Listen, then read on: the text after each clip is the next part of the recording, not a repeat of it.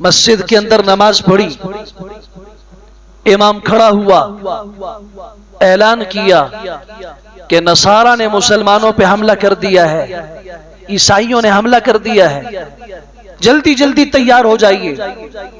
एक 70 साल के बुजुर्ग आदमी घर की तरफ दौड़े, ज़रा पहनी, तलवार उठाई, सर पे खोद रखा, घोड़ा लिया, घर से निकलने लगे। औरत की आवाज आई, या शेख,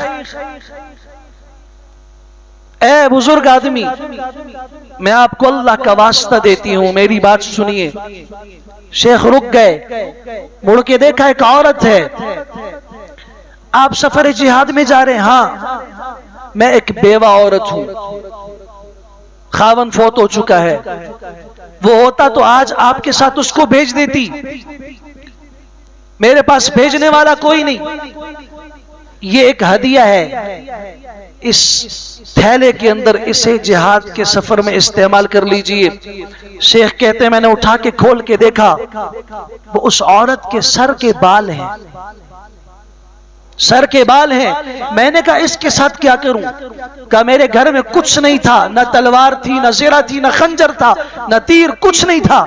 मेरे पास ये था, मैंने अपने बाल दे दिए, इनकी रस्सी ही बना लीजिए, किसी ना किसी हद तक तो दीन की खिदमत हो जाएगी। लिया एक मासूम छोटा सा बच्चा, हजरत रुकिए, आपको अल्लाह का वास्ता है, मुझे अपने साथ सवार कर लीजिए। तुम क्या करना चाहते हो? मैं आपके साथ मुजाहिद बन के जाना चाहता हूं, लेकिन तुम तो बहुत छोटे हो।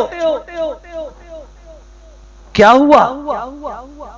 आपको मालूम नहीं, अबू जहल जो इस उम्मत का फिरौन था, उसके तकब्बुर को खाक में मिलाने वाले 2 छोटे भाई नहीं थे क्या?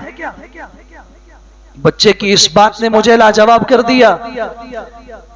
मैंने कहा एक शर्त पर मैं तुम्हें अपने साथ बिठाऊंगा, घोड़े की पुश्त पर। कल क़यामत के दिन अगर तुम शहीद हो गए, अल्लाह के दरबार में तुमने गवाही देनी है मेरे हक में। क्या मैं आपके साथ वादा करता हूं। बिठाया, मेरे साथ चल पड़ा। सामने दुश्मन की फौज, एक तीर मांगा, फेंका उसको, दुश्मन वासिल जहन्नम, दूसरा, तीसरा, और आखिर मैंने उसको देखा, वो खुद शहीद हो गया। मैंने उसका सर उठा के कहा बेटा, किया हुआ वादा नहीं भूलना। का चच्चा जान कभी नहीं भूलूंगा। लेकिन तुम किसके बेटे हो? हजरत मैं उसी अम्मा का बेटा हूं जिसके बाल आपको दिए गए थे, उसी का बेटा हूं। शहादत इसको कहते हैं।